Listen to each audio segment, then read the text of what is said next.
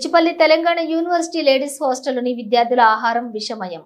అధికారుల నిర్లక్ష్యానికి విద్యార్థుల ప్రాణాలు ప్రాణాపాయం. తినే ఆహారంలో బల్లి రావడంపై కంగుతిన్న విద్యార్థులు. పలుమార్లు మొరపెట్టుకున్న పెడచెవిన పెట్టిన అధికారులు.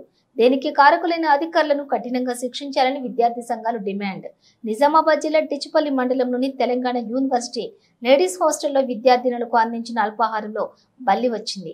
శుక్రవారం ఉదయం అందించిన వెజిటేబుల్ రైస్ లో బల్లి రావడం కలకలం రేపింది. దీంతో విద్యార్థినులు ఒక్కసారిగా ఆందోళనకు గురయ్యారు.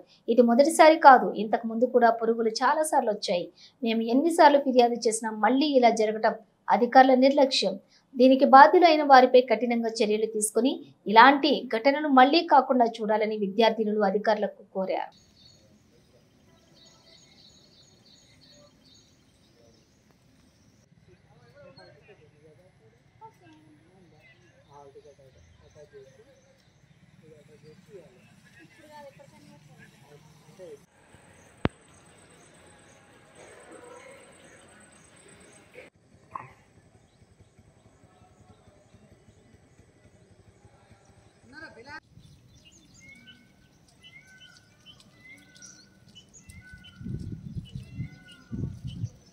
నిన్న తెలంగాణ యూనివర్సిటీ గర్ల్స్ హాస్టల్లో ఫుడ్ మార్నింగ్ ఏదైతే టిఫిన్ ఉందో అల్పాహారంలో బల్లి రావడం జరిగింది.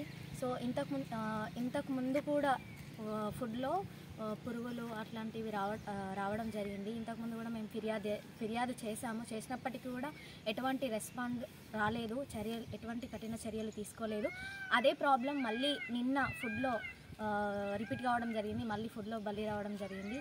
నిన్న మేమందరం కలిసి రిజిస్టర్ సార్కి కూడా ఫిర్యాదు చేయడం జరిగింది.